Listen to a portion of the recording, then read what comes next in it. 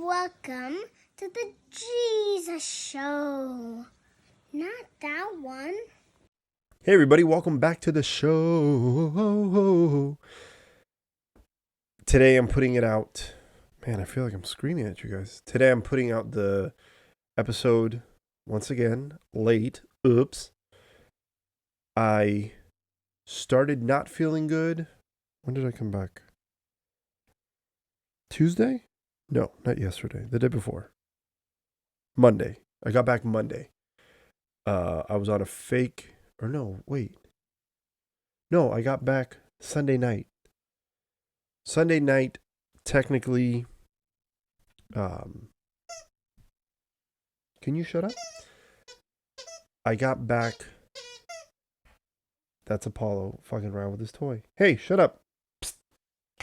Stop. I got back from a fake 4-day trip. The day before, when I was in Syracuse, New York, I started feeling shitty. I had a little tickle in my throat, and I was kind of coughing. I was. Then the next day, the last day, Sunday, I asked my crew for some cough drops because I tried finding them at the airport and I couldn't find it for some reason. It was really weird. Went Syracuse to Denver, back to Chicago. Our original arrival time in Chicago was supposed to be 11:59. We ended up getting here at 12:15, which pushed us into the fourth day. Is why we call it a fake 4-day, because it's not all day. I ended up getting back to the house at like 1:20. And then the next day, I was supposed to leave. And I got all my stuff ready. I was like, yeah, I'm ready to go. I felt like shit, but I was like, yeah, I'm gonna go. And then I woke up in the middle of the night. I was like, fuck, I can't. So I had to call off sick. So yesterday I spent mostly in bed. And then today I feel better today. But I don't know if you can hear that I really can't, like one of my nostrils is stuffed up and I have a little bit of a cough, but I'm not coughing right now. So that's good. That's why I'm putting it out late, because I was trying to wait a little longer. Hopefully I don't sound as nasally. And I asked Allie, I said, hey, do you think I sound better? She goes, sure. And I went, okay, cool. Well, you know what? Fuck it. I'm going to put out the episode anyways.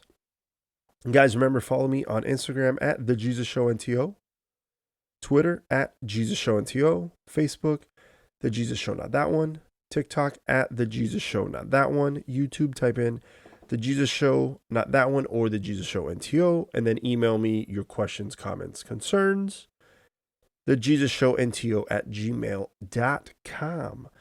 All right. At the end of the show, I'm going to talk about... Cool. Thanks for hitting the desk. Appreciate that. Dick. That was Thanatos. I can't pretend that things aren't happening in the world.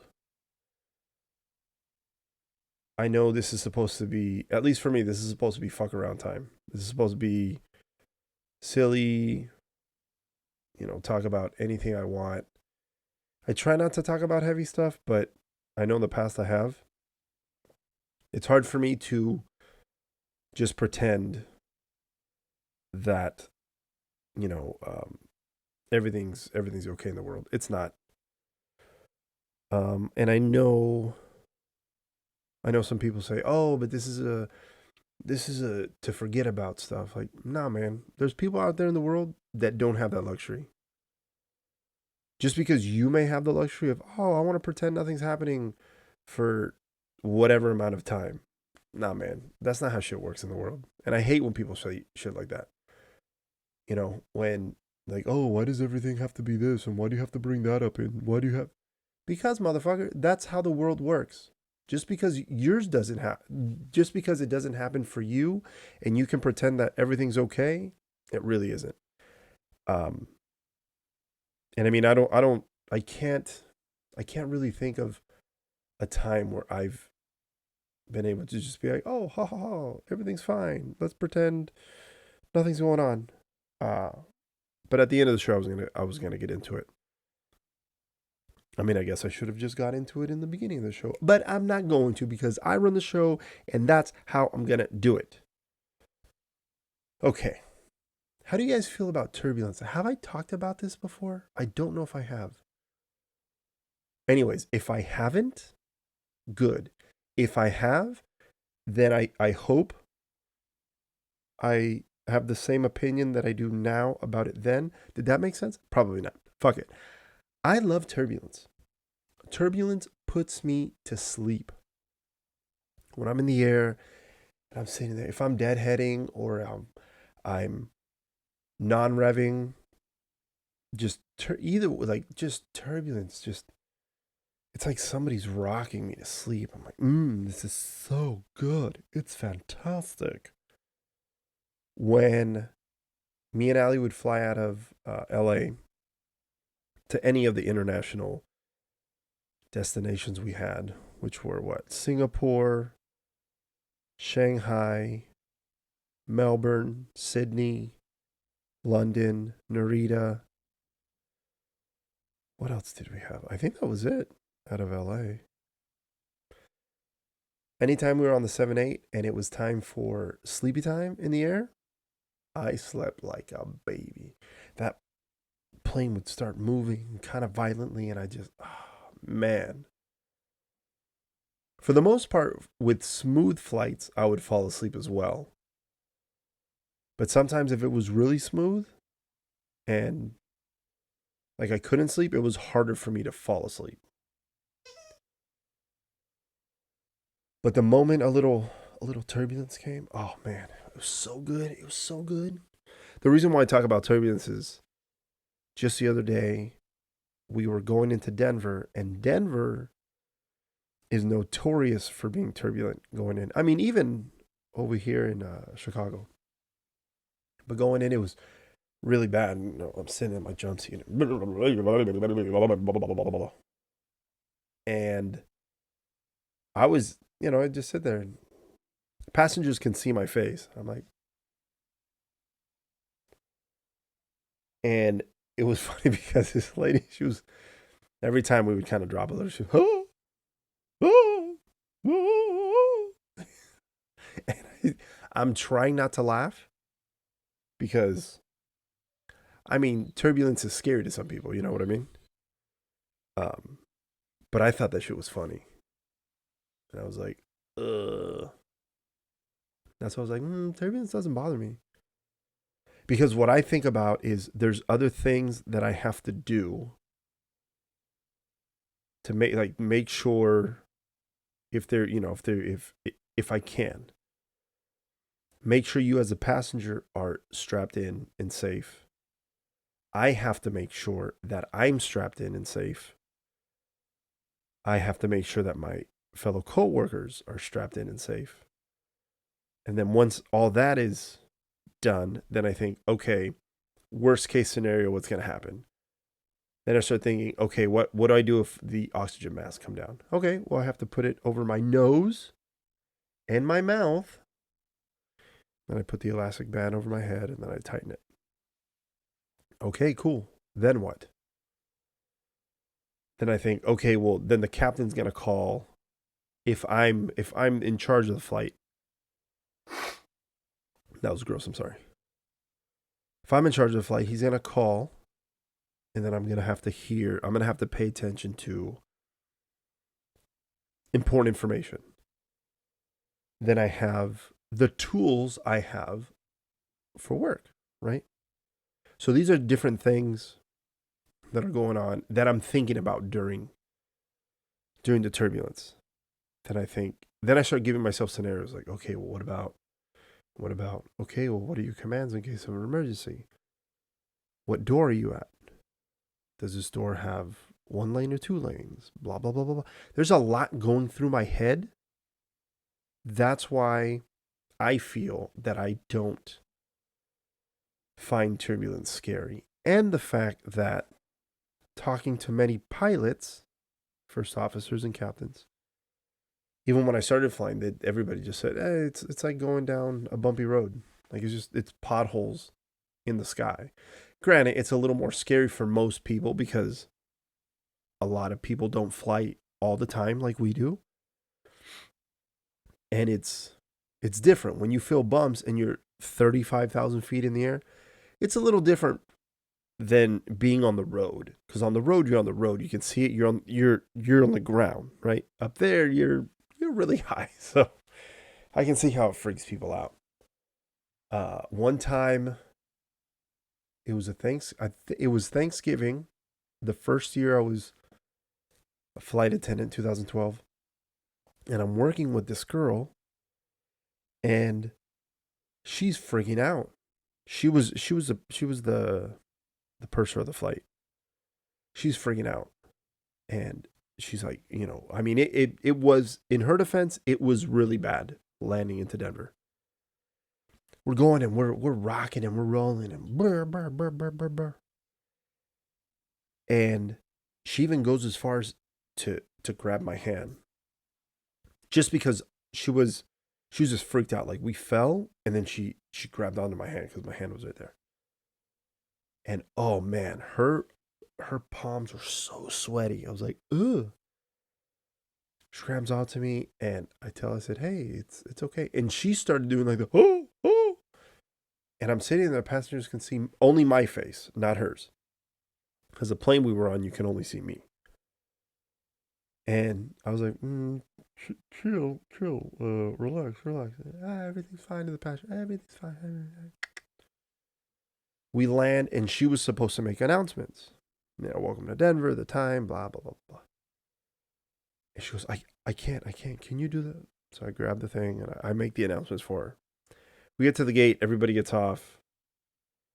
And I remember telling her, hey, you might want to get another job, because I think this is going to happen a lot to you. Because it's happened a lot to me. And I think I had started in May, and it was Thanksgiving, so it was November. So I was like, in the short amount of time, I've experienced some pretty gnarly turbulence. I think it's going to continue throughout the rest of your career as long as you are here. And it has. I've been here. I just completed actually, I think technically 18, 19, 20, 21. I think in 3 days, I'll actually complete my 10 years going into my 11th year, which is insane to me. I never thought I would ever stay with one company this long. Because before it was like 2-3 years at this place, 2-3 years at this place, 2-3 years at that place, a year over here, year and a half over there. And I always thought to myself, like, oh, when am I going to become an adult and stay somewhere? And then I just thought, oh, maybe not. Maybe I'll just be one of those people that gets a job every few years. And I've been very fortunate that each job that I've had has come with a better pay. Because not everybody can say that. And I'm very fortunate. I will say I did take a pay cut from my previous job. And then now, obviously, I'm making more than I've made in any other profession that I've been in. And I still got 2 more years until I hit my top out pay. So that's pretty cool. Yeah, okay. So enough about turbulence, enough about all that shit. Do you guys know, have you guys ever heard of Greg Giraldo? Greg Giraldo, he's a comedian. Unfortunately, he passed away. Off the top of my head, I don't remember when he passed, but I want to say at least, 2022? Maybe 8 years ago? Maybe 10? I don't know. I'm going to have to look it up. Anyways, Greg Giraldo, man, that guy was fucking hilarious. I was on YouTube. I don't know if this happens to you guys. I know I've said it before. Pardon me. I'll get on YouTube and I type in one thing, right? I think I've shared with you guys, I've watched cow hoof trimming videos. It's great. This guy, there's like 3 guys that I watch. And they explain like, oh, this cow, this is what's going on. She's limping, or this bull, he's limping, blah, blah, blah, blah. It could be this. And then they start trimming, and then like they hit an abscess, and then it squirts everywhere. And they're like, "Oh man, this thing smells," or "Oh, it's all over me. It's gross." All this pus is everywhere. I don't know why, but I mean, I love watching pimple popping videos. I think that's where that stems from. So there was that. I was watching that, which turned into 2014 MLS Cup highlights when the LA Galaxy beat the New England Revolution in overtime 2-1. And then it went to, I think, something about German Shepherd attacks or something. Then all of a sudden it went to the Comedy Central roasts. And in the Comedy Central roast, Greg Giraldo was one of the comedians that was always there. Excuse me. Another one is Jeff Ross. I love that guy. Jesus Christ, I'm so sorry, guys.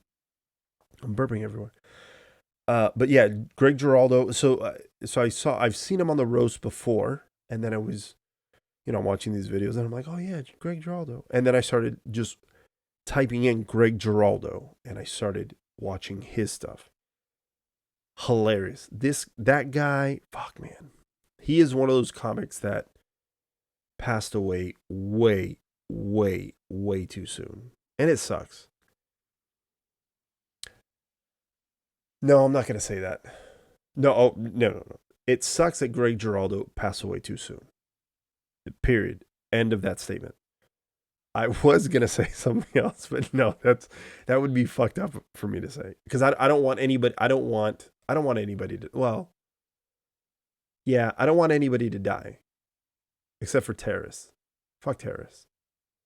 Yeah, fuck terrorists and fuck white supremacists. Fuck those idiots. Fuck those extreme people. I guess that's the only. But what I was gonna say is something else. Yeah, I was gonna. No, I'm not gonna. No, that's messed up. Oh, also, I think Allie said, which I told Allie. Wait, hold on. Allie told me. She goes, "Do you think your audience is mostly men?" And I go, I don't know.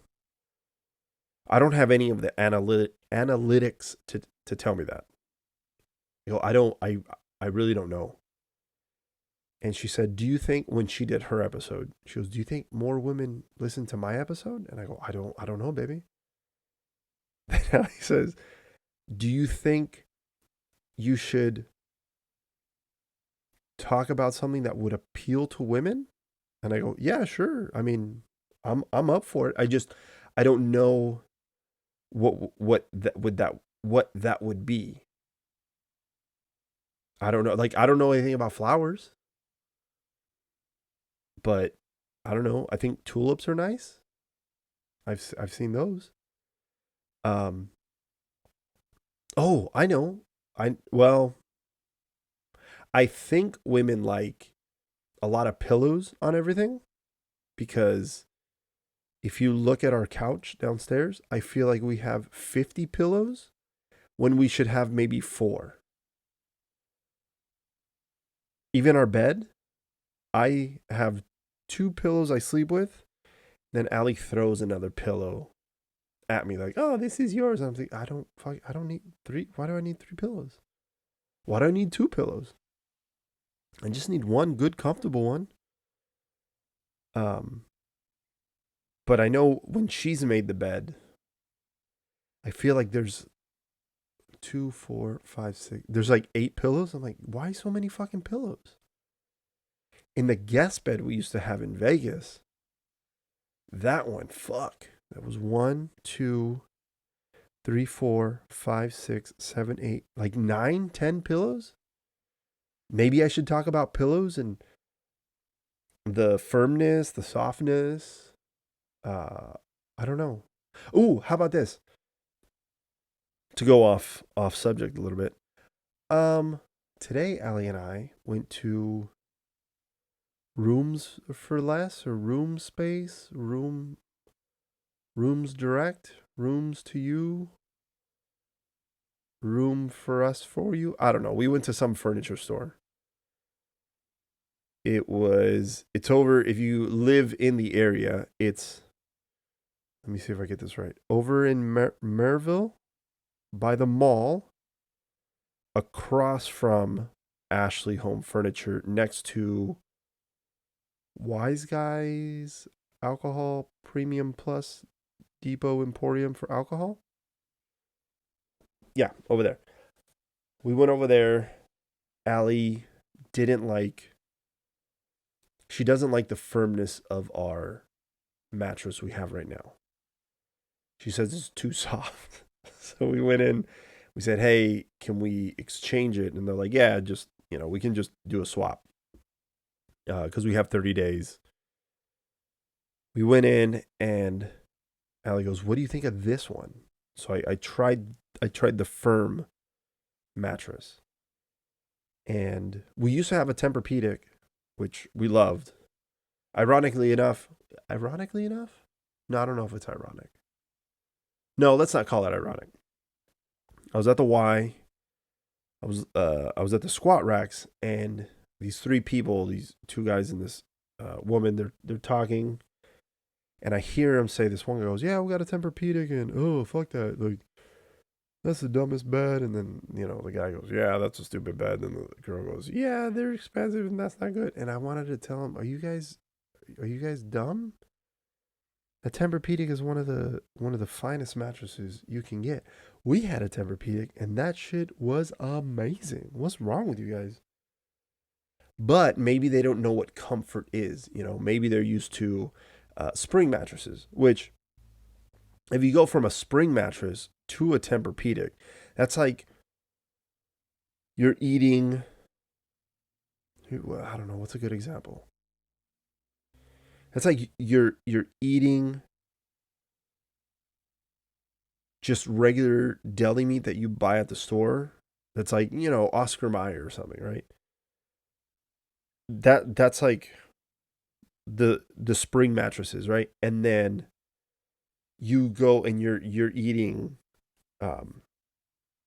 filet mignon, nicely sliced with a caviar butter on top, and they roll it, and it's medium, and you go, oh, that's nice. If you go from that to that, you might be like, oh god, that shit tastes gross because your palate isn't refined enough, right? So if you go from sleeping on the floor to a Tempur-Pedic, you might be like, oh, this is gross, I can't. But for those who are refined enough in the sleeping realm, a Tempur-Pedic is dope. Or I don't know what the fuck I'm talking about, and maybe a Tempur-Pedic is the shittiest bed anybody's ever slept on, and I like shitty things sometimes, so who knows. But we had a Tempur-Pedic. Now we have I think bed gear, I think is what, or bear gear, some shit, I don't know. We go in, and I tried, because Allie wants the firm. She wants the firm. So, okay. I think we don't have the plush. We have the medium. She wants the firm. Okay. Last night, she left the bed and slept on the couch for half the night. And then when I woke up, I was like, what the fuck? Where is she? I woke up, my alarm goes off. I grab my phone and I text her. I said, where's? Then I come out and I went, oh, she's on the couch. So we swapped it. And I tried the firm. Here's the thing. I don't give a shit. I really don't give a shit about a lot of things. If, I don't know, like Allie likes it firm. I could care less. Allie goes, do you want the soft? Do you want the firm? Do you want the medium? I don't care. Are you happy? Yeah, fine. I don't care. And then jokingly, I was like, oh, we better put a sign on the headboard that says caution. She goes, why? I said, well, because it's so firm that if I jump on the bed, I might give myself a concussion. Oh, man. Yeah. So what I'm trying to say is I went kind of furniture shopping today, and aren't you proud of me? Because I hate doing any of that shit. Here's the other thing. I haven't told Allie, and I don't know if she can hear me. She's downstairs. I'm trying not to be loud. Well, yeah, she'll hear it, but I don't want her to hear it right now. I was thinking maybe once a week when I'm around. Huh? Oh, I thought she could hear me. Okay, cool. I was thinking maybe once a week when I'm around on my day off, one of my days off, because I'm gonna try to work a lot. Because the baby, and apparently babies need money for shit. It's so weird. I was thinking about doing like the dumbest thing, but I know like she would like maybe going and seeing flowers. Ugh. Maybe pillow shopping, but not buying anything. Just like, oh, wouldn't this be nice? Not just with pillows, but maybe like chairs, no, not wallpaper. I think she thinks wallpaper's dumb. Maybe paints. What else does she like? Oh, cool. Antique places. Oh God.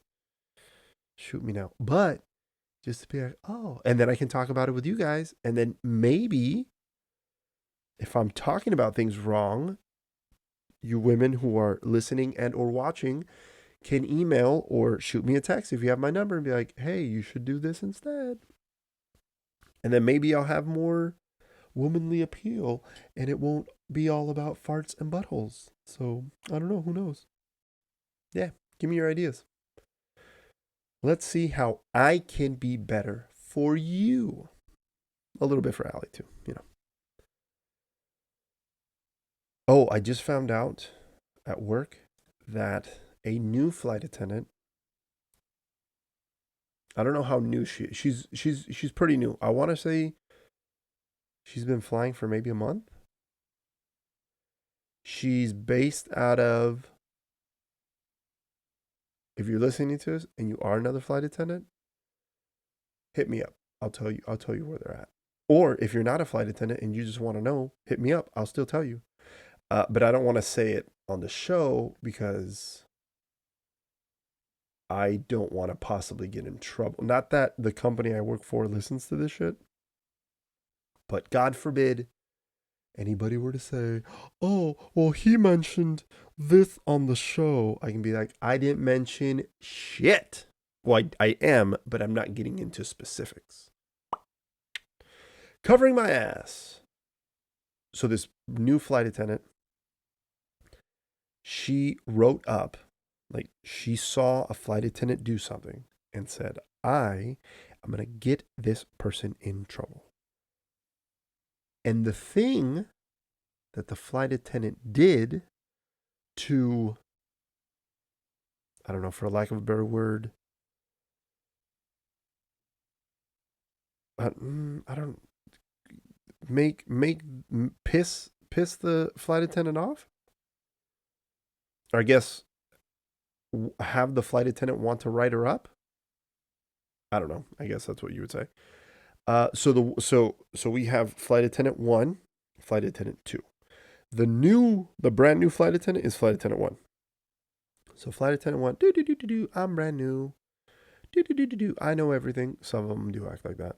I mean, there's some flight attendants who have been here for 30 years and they go, I know everything. And then you talk to them and you go, you don't know shit. And then the brand new ones come out, I know everything. And then you talk to them and you go, you don't know shit. What are you talking about? Anyways, so flight attendant 1, brand new, I know everything.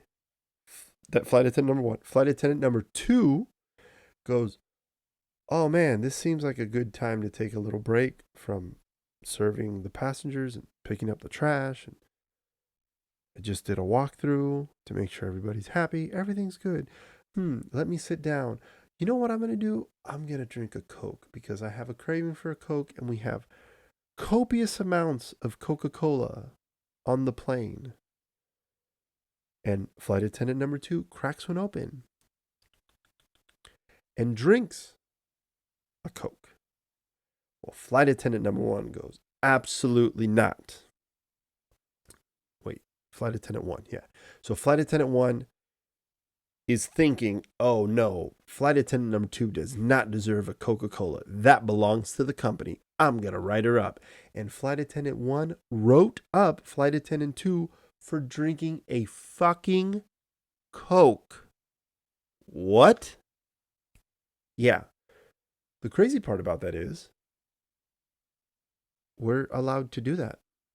Never in the history of ever that I've been around, when I went through my training, nobody ever told me, oh, by the way, you can't drink the sodas, waters, juices, milk, coffee, teas. You can't drink none of that. Nobody ever told us that. Nobody has ever told us that. And then every year when we go through our training as a refresher, nobody there has ever said, you can't have any of that. Nobody in the history of ever. I've never been in a position either where there's only been one Coke on the plane, and then I go, I'm going to drink this one Coke before I offer it to the passengers. Never has that happened. Because we normally, not always, but you normally have enough to offer the passengers, even depending on where you're going, how long the flight is. We can offer 2, 3, 4, 5, 6, 7 times. And we can still enjoy beverages at our leisure because we're on the plane. And where the fuck else are we going to get something to drink if we get thirsty? It's not like we can stop at, hey, Captain, can you pull the plane over real quick over here at the 7-Eleven? I'm going to get something to drink and then we can take off again and be on our merry way. Absolutely not. That's not how it works. So this fucking dumb flight attendant thought she was doing good by reporting this other flight attendant for drinking a Coca-Cola. What the fuck? Not the last trip I was on, the trip before, the last leg home. One of my crew members, she told me, she's like, oh, did you guys hear about? And I went, no. And I had just seen Rachel the night before because I was in Phoenix. And I think I put it in the group chat that I'm in with some of my flight attendant friends. But she told me, and I went, what? And she goes, yeah. So she showed us a picture of her. She's like, if you ever fly with her. And then she said that one of the flight attendant who told us the story, she said, some of her classmates are based with me and I know them. And they were telling her that even all throughout training, the 6.5 weeks or the 6 weeks that training is, she was telling on people left and right. I don't understand when people do that. Like telling on your coworkers, especially for stupid shit like that. It doesn't make you more money. Doesn't make the company. Like I was telling another flight attendant who I said, it doesn't make sense to me. Like these people think they're doing something, but they're not. Because all it takes is for that flight attendant to fuck up and fuck up enough that the company will go, oh, you're fired. And then what? She's going to go, oh, but remember that one time that I told you somebody stole a Coke from you? Remember? They're going to go, yeah, cool, thanks. I don't give a shit. Fuck out of here. Like it doesn't help them. Like they're just being dicks. I've never understood that. Like I don't care enough. I don't care about other people, like coworkers, and what they're doing. Unless it's safety and security, I do not give a shit. Like some people, I've seen it where flight attendants argue. And it's not that they're both arguing. It's that one of them says, I'm going to set things up like this. And the other one goes, okay, if you don't mind, can you do, I'm going to, and they sit there and they bicker. I'm like, what the fuck? Like every time a flight attendant asks me, hey, do you mind doing this? Sure. But do you have nope. Oh, I'd like to do, okay. We'll do it your way then. Okay. Yeah, but how do you like it? Doesn't matter. How do you like to do it? You like it like that? Cool. I don't care how I do it. As long as the job gets done, what we have to do, as long as that gets done, I don't care how we do it. Then some people tell me like, "Oh, well, we're supposed to do this blah blah blah blah blah." Okay, we can do it like that. And then other people go, "I'm not a fan of it because I think if there's 4 steps, I don't think step 3 is critical because we can go 1, 2, 4. Okay, let's do 1, 2, 4. Um, yeah, just don't get I just don't get when people do that shit. Oh, did you guys hear about? Okay, there's this defender. There's this soccer player. He's a defender for Leon in Les France, and apparently the team dropped him because he was farting and laughing in the dressing room excessively. First off, what's farting excessively? I don't know what that means. Because think about it this way. These soccer players are only at the stadium for X amount of time, right? It's not it's not like these soccer players live with each other, right? So there's a break.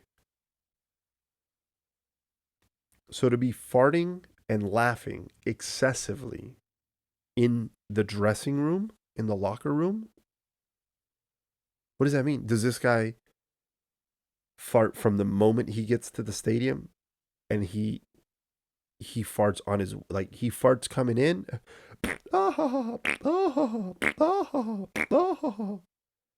and then as he's leaving the stadium like then Les France team was like, we cannot do this anymore. I don't do a very good Les French accent. But like here's the other thing. Lyon, the team, are they that much of a square that they don't know how to laugh at farts? If I was a player, like, why would I want to go play for a team like that? They sound like a bunch of fucking squares. Ugh, no. Now, I can only say that I think there's been times where no, not I think. I know there's times that I've farted excessively. And and it has stunk so bad. It stinks. I know it stinks because I'll fart in the middle of the night. And then, I don't know, let's say it's like 3 in the morning. And then to have Allie audibly say, like, oh my God, I can smell it. Ew, gross. That, but then continuously do it and then continuously hear, that I know is excessive. Have I done that before? Absolutely. I've done it all day. There was times where I've traveled with Pat, Jonah, and Frankie. And the whole time they're like, dude, what's wrong with you? Is there something like rotten inside you? And I go, yeah, maybe. I don't know. We've even gone to the club. And here's a good thing about going to a club. Well, first off, there's a couple good things about going to a club in Mexico. First off, we get a really good table every time we've gone to clubs in Mexico. Number two, it's super cheap. A bottle, I don't know, we're paying maybe 60, 70, $80. And that's like high end shit. In America, that's going to cost you 6, 7, 8, 9, $1,000 a bottle. Fuck that shit. And Shay will attest to this. Me and Shay, I went with Shay. Shay picked up a trip with me. There was 2 Mexico layovers in the trip. I think the first one was a 15-hour layover, and then the next day it was like a 20-hour layover in Mexico City. And the first night we went out, had dinner and stuff, and then the second night her uncle was in Mexico City, and we went out with him to this club, and we didn't finish one of the bottles. I think it was actually 2 bottles. And they gave it to us. And Shay goes, wait, you can leave the club with bottles of alcohol? And I go, yeah. She goes, how? And I go, because you pay for it. You pay for it. They go, oh, you paid for these bottles. These are yours now. They're not ours. And they go, here you go. And you leave with them. She's like, what? That's wild. And I go, no, I mean, that seems fair. In America, we're supposed to be a free country. False. In America, you pay for a bottle of alcohol, right? That's not 60, 70, 80, $90. You're paying up to a couple thousands of dollars, hundreds and hundreds of dollars. And if you don't finish it, you don't take it home. They're like, no, that's it. You're done. Like, what do you want to do? You can't take it with you. They don't let you take that shit. So Shay was just baffled. But so in the club, so there's that. And then I guess the third part of being in a club is you can fart and nobody's going to be like, oh, you farted. The music is so loud. The vibrations you feel. There's, smoke, right? Not steam. Yeah, smoke. Lights. You can hey. There's all kind of body odors emitting from people. So like you don't know, oh, is that somebody's armpit that they forgot to put deodorant on? Is that somebody's ass? Who knows? And nobody knows because there's so many people. It gets all convoluted, right? Is that the word? Convoluted? No. I don't know. Maybe I'm using that word wrong. Anyways, nobody knows what's going on. Just, hey, hey, this is greater. You know what I mean? Like, it's amazing. If you're at a bar, that's different. If you're farting at a bar, people are going to know it's you because they're probably going to hear you farting. And the smell, like people especially at a bar that's not crowded, they're gonna be like, oh, that motherfucker be farting over there. What's wrong with him? But at a club, you can fart. It's great. There's been times where I've gone to the club and I'm like, oh, especially in Mexico, I'm like, oh man, those tacos aren't agreeing. Granted, I've eaten like 20 fucking tacos. And then maybe like a quesadilla, and I'm like, oh man, I should have taken a shit before we came out, but oh, my stomach. And then the alcohol, and then I'm like, oh man. And I start drinking some beer. Normally I don't drink beer, especially at the club. But when I do, I'm like, oh man, I feel, and then I just kind of, and then I'm like, oh, I feel so much better. And it's kosher because nobody knows it's you.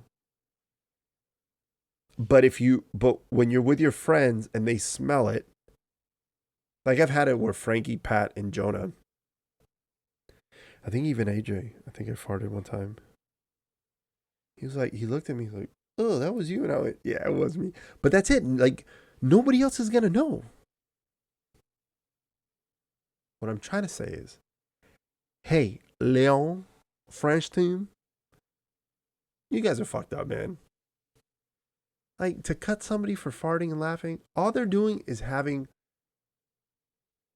not only is he a professional soccer player, playing for a professional team in Les Franches, in the first division in Les Franches, he's living his dream, right? On top of that, he's just trying to have fun. Because the last time I checked, Leon was like middle of the table. Like, you guys aren't even top 4 in the fucking league. So chill, okay? This defender guy is just trying to have fun, lighten the mood. And what? And also, who told on him? Was it his teammates? Hey, coach, you know that guy over there? He keeps farting and laughing. I don't like it. You know what? They don't deserve you, man. Fuck Leon in the Les Franches. You guys are stupid. I hope you guys never win anything ever again. And if you're a Leon fan, you're probably a square too. because you should fart and laugh and enjoy your life because life's too fucking short, okay? Fucking Les Franche. Dumb. So dumb. Two more things. I just went to Austin and I was very fortunate to see Tone, my friend Tone Bell. He just bought a house out there. He moved from LA to Austin and oh man, it was so nice seeing him. He sent a lift for me. He's like, "Oh, I'm like 20 minutes from the airport." So he sends a car. I'm driving out and halfway he sends me a text and he's like, are you wondering where you're going yet?" And I go, "Yeah, that happened like 5 minutes ago." I'm looking around. I'm like, "Where the fuck am I going?" It's like country. Like, I pull up and I see him and he's like, "Hey," I look and he's with this like 70-year-old white dude. Like, what the fuck? I wanted to be like, "Tone, if you're in danger, blink twice." But he's like, fuck, what was the guy's name? I think his name was Jerry. Fuck, I hope that's his name. If I get your name wrong, Jerry, I'm so sorry. Well, I shouldn't be calling you Jerry if your name's not Jerry. So, but I think it's Jerry. So Tone goes, "Oh, this is Jerry, my neighbor." For the sake of the story, we're gonna call him Jerry. I'll ask, and I'll know for next time if that's his name. Uh, so he tells me, he was like, "Oh, this is my neighbor," and I'm like, "Oh man, this is nice." And I see Ollie, Tone's dog. They have some other dogs. The neighbor does.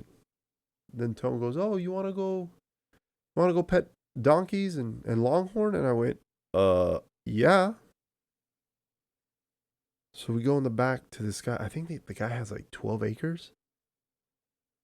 And it looked like a little lake to me or a pond. And the owner of the property said, "No, we call those tanks." And I went, "Okay." So he had a tank that looks like a little pond, but it's not. It's a tank. They call it a tank. So yeah, I was petting donkeys and longhorns and then as it started getting darker, Tone walked me over to his place. He gave me a tour and fuck man, so nice. Like there's the house and then there's like a workshop. And he was telling me like his plan. He's like, I want to do this, I want to do that. I'm gonna have this, bar game in here and this and that and some TVs and he's like, yeah, like I just want to have a cool feel and then he tells me, he's like, "Oh, we can go to a bar." And I go, "Why would we go to a bar?" I go, This is the bar." I go, "When I come visit, we're like, why would we go out and drive or not even drive? Because Tone doesn't drink and drive. And thankfully, I don't drink and drive anymore. I used to. Like that shit's dumb. And I hope you guys don't drink and drive. But I was like, "No, man, we just come out of the house and go to the workshop and have some drinks. Chill." He has a big fucking backyard. I think he said maybe 6 acres. Or maybe his where it's cut and manicured it's 6, but then I know he has more in the back. Anyways, fucking oh man. So great. It was amazing. I have another trip to Austin. This time with a slightly longer layover. I'm gonna see him again because he's gonna be in town. So I can't wait for that. Okay. So the last thing I wanted to talk about was the Buffalo shooting.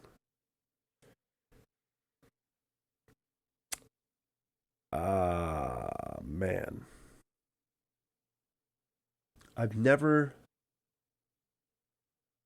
understood how